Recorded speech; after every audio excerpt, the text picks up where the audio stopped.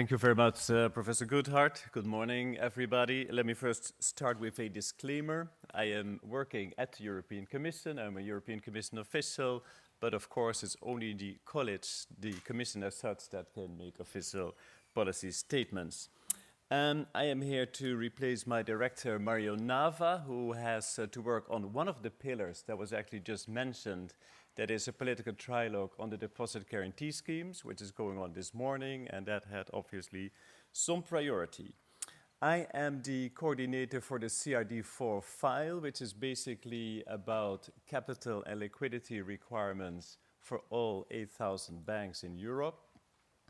And my daily life is actually deep down in the dirt, dealing with issues as whether should there be a not in Article 468, paragraph 3 or not, or is EBA, the ITS, the Implementing Technical Standards, are they within the mandate of the level 1 text, for example, in supervisory reporting, where there are 30,000, exclamation mark, data points to be reported by European banks. So that is my kind of normal habitat, but I'm very pleased to be here, which forces me to think through on a kind of higher level of abstraction what we are doing. The CRD4 is basically about financial stability, and it is also about, long-term investment often are about public goods. I think financial stability as such is also a public good. And you become aware of the value of public goods when you no longer have them. And in the case of the banking sector, there has been 4 trillion euro state aid approved.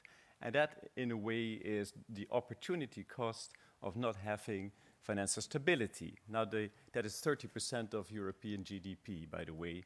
The large part of that is guarantees, so it's not really money paid into the banks, but there is also a significant part, about 400 billion, capital directly injected, which, as we all know, had a knock-on effect on the sovereign fiscal position of many member states. So it is financial stability. It is also the single market. Mr. Karas already mentioned it. It is the single rule book. We have a directly applicable regulation and a directive. And I think the single rule book, which was requested by the European leaders, is a major step forward in the potential integration of the single market in banking services.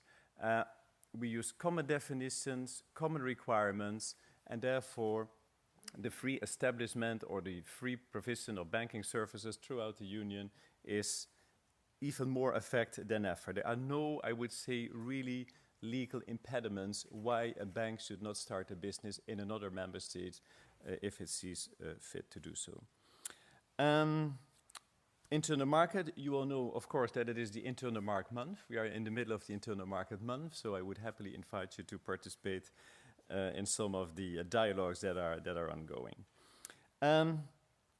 So financial stability in the CRD4 world is basically more capital and capital of a better quality and meeting the liquidity requirements. The liquidity is from 2015 onwards or even 2018 for the net stable funding ratio, but the capital requirements, they kick in from January 2014 onwards. However, they are being phased in.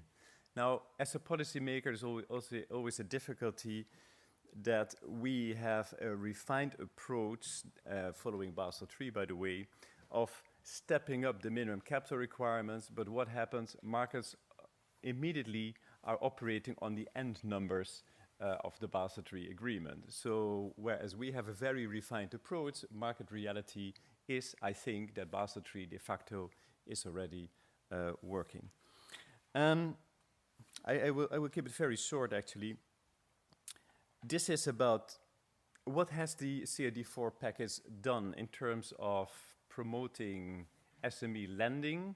Mr. Karas said already, we have introduced a discount factor for SME exposures, which basically means that on your SME exposures, you can apply a factor which is 0.7 something, which brings you to the actual risk-weighted capital requirements you had under Basel II, so under the current CRD, without the increase. That we did under a lot of, I would say, political pressure, because financial stability is one thing. Trying to promote SME lending via reduced risk weights is another thing. That is in the end package. Our only hope, of course, from a policy perspective is, will banks' behavior actually be influenced by a reduced risk weights in the term of, will they actually pass on the reduced risk weights to the SMEs, or will they just benefit from a higher margin on their interest loans that they charge to SMEs? That is a kind of open policy question.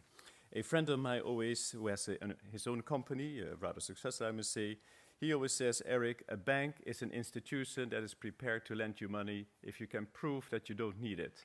And that is, I think, one of the difficulties for SMEs.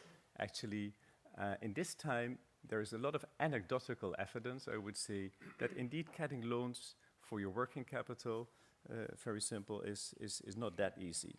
On the long-term investment, what have we done there? We will have to issue, the Parliament had proposed also reduced risk weights for investments in European critical infrastructure. That we consider finally not, at this point in time, a very good idea. It would have created a new exposure class, which does not exist in Basel.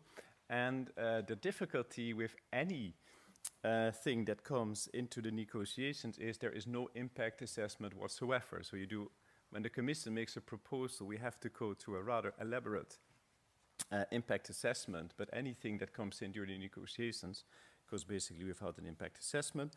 But we will have to publish a report by the end of 2015. That, of course, will build on the green paper that the Commission launched last March, and we are now, my colleagues actually, are collecting all kind of comments received to the green paper, and then we will also have a good basis for seeing whether in order to promote long-term financing, I should say, we should fine-tune the capital requirements. There's another thing that we made clear, I think, in the CD4 proposal, but it is 500-something articles, so there's a lot in there, really. That is actually that we have a relatively favorable treatment for securitization of investments in infrastructure. They can use a preferential treatment, actually. And securitization may actually be one of the ideas to promote long-term financing. This is about it. We had a couple of questions in your paper, but I think you will come with the questions, and then I'm happy to respond to anything. Thank you.